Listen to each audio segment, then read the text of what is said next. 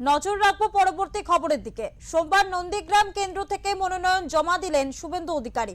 হলদিয়া মহকুমা শাসকের দফতরে গিয়ে মনোনয়ন জমা দিলেন তিনি। মিছিল করে মনোনয়ন জমা দিতে যান শুভেন্দু অধিকারী। তার সঙ্গে ছিলেন খড়গপুরের বিজেপি প্রার্থী দিলীপ ঘোষও। তাদের এই মিছিলকে কেন্দ্র করে সাধারণ কর্মী সমর্থকদের ভিড় ছিল চোখে পড়ার মতো। বিজেপির গানে ও জয় শ্রীরাম ধ্বনিতে মুখরিত ছিল গোটা মিছিল। এদিন মনোনয়নপত্র জমা দেওয়ার পর সাংবাদিকদের মুখোমুখি হয়ে বর্তমান রাজ্যের শাসক দলের বিরুদ্ধে একগুচ্ছ অভিযোগ তোলেন তিনি। নির্বাচনের সময় তার কর্মসূচি প্রসঙ্গেও জানান এদিন। আরজি কর সন্দেশখালী নিয়েও স্লোগানের সুর শোনা গেল শুভেন্দু অধিকারীর গলায়।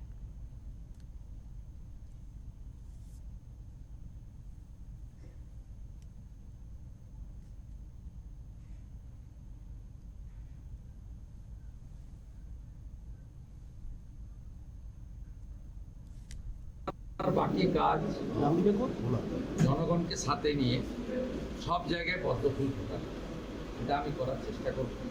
ও আমার বিশ্বাস, আমি 21-এর নমিনেশনের র্যালিও দেখেছি। ধর্মেন্দ্রজি বলছিলেন যে ইসবার তো 3 গুণা হুয়া। আর জোশ মানে লোক চাইছে এক্ষুনি গিয়ে ইভিএমে টিপে দিতে, কালকে ভোটটা হয়। লোক আর এক মুহূর্ত এই অপশাসন কুশাসন জঙ্গল রাজ রাখতে চাইছেন না। বাকিটা বৃক্ষতমিকে ফলে না পরিচয়।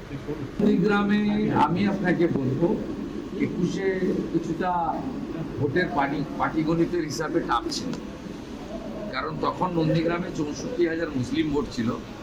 আর মমতা ব্যানার্জি মুসলিমদের ভুল বুঝিয়েছিলেন, সিএ কে এনআরসি বলেছে।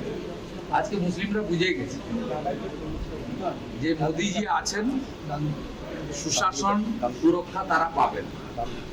অতএব আজকে মুসলিমরা ওদের চক্করে পড়ছে না, আর হিন্দুরা আরোই প্রভাবিত হচ্ছে। তাই নন্দীগ্রাম এখন অনেক সহজ।